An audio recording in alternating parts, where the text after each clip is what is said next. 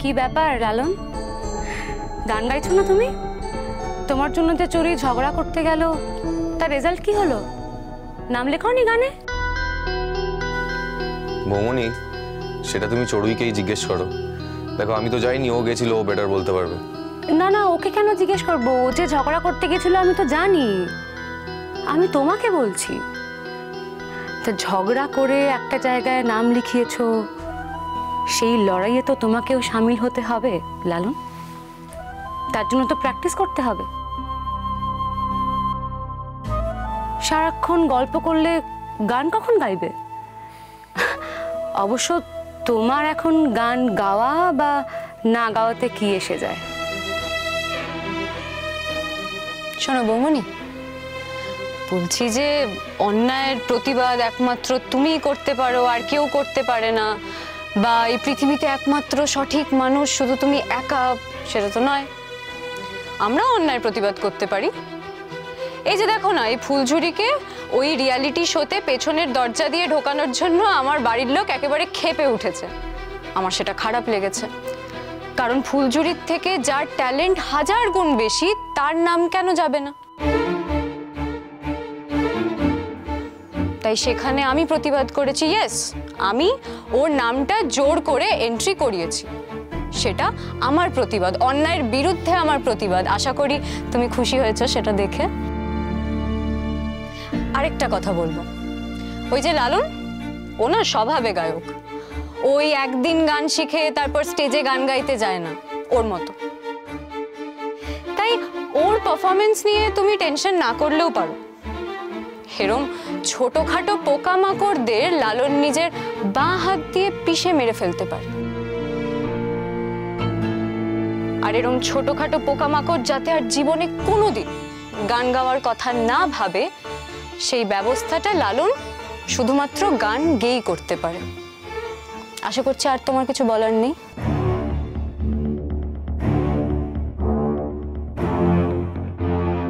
কিন্তু তুই এখন এখানে দাঁড়িয়েছিস কেন হাঁ করে?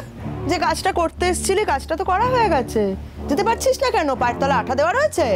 না, আসলে কাপটা রাখা ছিল, আমি তোমরা কথা বলছিলে তো, তাই ভাবছিলাম তোমাদের জিজ্ঞেস করে কাপটা নিয়ে যাব কিনা। খাওয়া তো হয়ে গেছে। তোমাকে আমি কি বললাম? ফুলঝুরি, নিচে যাও। চায়ের কাপগুলো যারা চা খেয়েছে তারাই নামিয়ে দিয়ে আসবে। তুমি যাও, এখন কোনোভাবেই সময় নষ্ট করো না। বড়মা ওয়েট করছেন তোমার জন্য। এতগুলো যে কথা শুনলে, সেগুলোকে তো মিথ্যে প্রমাণ করতে হবে। কে স্বভাবে গায়ক আর কে একদিন শিখে স্টেজে গান গাইছে, নিজের পারফরমেন্সের মধ্যে সেটা বোঝাতে হবে না? নিচে যাও ফুলঝুরি, যাও।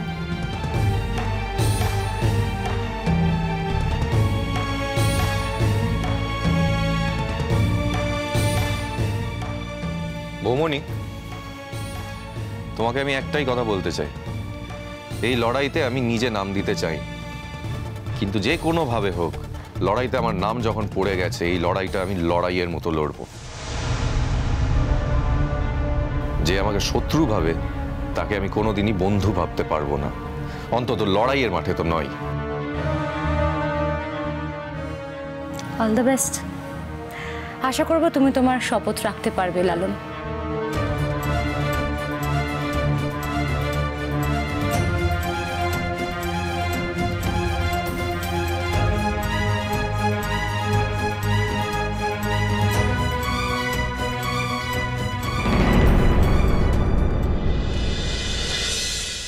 হ্যাঁ, রোজই তো যাচ্ছে, বলছে কিছু না কিছু একটা তো হয়েই যাবে। এবার আপনারা দুজনেই আছেন, এই চড়ুইয়ের আশীর্বাদের জিনিসগুলো দেখাতে এলাম।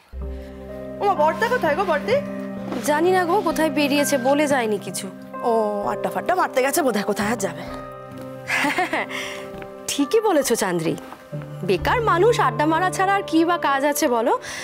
আর তাছাড়া তোমার বর্দা কোথায় গেছে সেটা জেনে তো তোমারও কোনো লাভ নেই, তাই না? তুমি কি কিনেছো আশীর্বাদের জন্য চড়ুইয়ের, দেখাও না। মেজো বৌমা, হ্যাঁ, মেয়েকে নিয়ে তোমরাই বাজার করলে? আর কি করবো মা, আপনার ছেলে যা ব্যস্ত, সে তো টাকা দিয়েই খালাস। আমি তো জানতাম আমাদের একটাই সংসার, এটা জানতাম না যেখানে আবার দুটো সংসার হয়েছে। শোনো ঠাম্মা, এতদিন আমার মাকে অনেক কথা শুনিয়েছো, এবার কথা শোনালে কিন্তু আমি ফাইট করব। দাঁড়াও, কারণ দুটো সংসার তো তোমরাই করেছো। হ্যাঁ, তোমরাই করেছো। তোমরা ওই কাজের মেয়েকে আমার পেছনে ওইভাবে লেলিয়ে দিয়েছো। আমি যাকে বিয়ে করব তার দিকে ঠেলে দিচ্ছ বারবার ওকে। বাজে কথা বলিস না চড়ুই। আমি বাজে কথা বলছি? বড় মা, আমার চোখ আছে, কান আছে, আমি সবটা দেখতে শুনতে পাই। আর আমি তো বুঝতে পারছি না তোমারই বা ওকে গান শেখানোর কি দরকার? ও কি এখানে গান শিখতে এসেছে? মা, বলছি যে মেজ বৌদি টাকা দেয় বলি এত কথা বলে। ঠিক আছে, মেজ বৌদিকে টাকা দিতে হবে না। কেন বুলেট, তোমাদের ফুলঝুরি কি টাকা রোজগারের অন্য কোনো উপায় বের করে ফেলেছে? না মানে এতদিন তো লালনকে ভাঙিয়ে টাকা জোগাড় করতো, এখন তাহলে কি উপায় বের করলো বলো তো? অবশ্য ফুলঝুরির মতন মেয়েদের টাকা জোগাড় করতে খুব একটা অসুবিধা হয় না। খবরদার মেজ বৌমা, মুখে যা আসবে তাই বলবে না। কি করবো বলুন তো মা, বাধ্য হয়ে বলি, ভুগছি তো আমি, মেয়েটা আমার, সেই জন্য। অথচ ভাবুন, সেই চড়ুইয়ের সর্বনাশ করার জন্য এই বাড়ির একদল লোক একেবারে উঠে পড়ে লেগেছে। খারাপটা কোথায় লাগে জানেন তো মা? চড়ুই তো আপনারও নাতনি। আপনি যখন ঠাকুমা হয়ে সেই চড়ুইয়ের সর্বনাশ করার জন্য ওদের দলে গিয়ে ভেড়ে। কি বলতে চাইছো?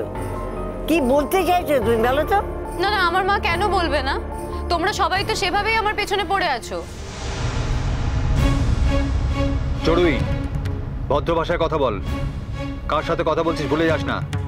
আগের দিন বড়দা তোকে কথা বলেছিল, কথা বলার সময় নিজের লিমিটটা মাথায় রাখিস। বুলেট, চড়ুই বয়সে ছোট হলেও খারাপটা তো ওরও লাগতে পারে, তাই না? ওরও তো একটা মন আছে। ও ছোটবেলা থেকে এই বাড়িতে এই পরিবেশে তোমাদের সঙ্গে বড় হয়েছে, সেখানে ও দেখতে পাচ্ছে নিজের চোখে যে তোমরা ওকে ছেড়ে একটা কাজের লোককে নিয়ে সারাক্ষণ। কাজের লোক কান ঢালাপালা হয়ে গেল শুনতে শুনতে আমার। মেজবতী কাজের লোক কেউ জন্মায় না পৃথিবীতে, পরিবেশ থেকে কাজের লোক হতে বাধ্য করে। আর আমরা সবাই তো কাজের লোক, আমরা সবাই কোথাও না কোথাও কাজ করি। সেভাবে দেখতে গেলে তুমি স্কুলের কাজের লোক। মানে তুমি একজন শিক্ষকের সঙ্গে কাজের লোকের তুলনা করছো? আচ্ছা মেজ বৌদি, শিক্ষক আর কাজের লোকের মধ্যে পার্থক্য কি বলো তো? তোমরা দুজনেই তো কাজের লোক। তুমি ছাত্রদের জন্য কাজ করো, ফুলঝুরি আমাদের বাড়ির জন্য কাজ করে। তোমরা দুজনেই কাজ করে পয়সা পাও, রোজগার করো। আর তুমি যদি সত্যিকারের শিক্ষক হতে, তাহলে কি জানো, তোমার মেয়ের বয়সী একটি মেয়েকে 24 ঘন্টা তার চোখের সামনে কাজের লোক বলে অপমান করতে না। তুমি বা কেন এখানে এসব দেখাতে এসেছো বলো তো? তোমাকে তো হাজারবার বারণ করেছিলাম, দরকার নেই এসব দেখানোর কাউকে।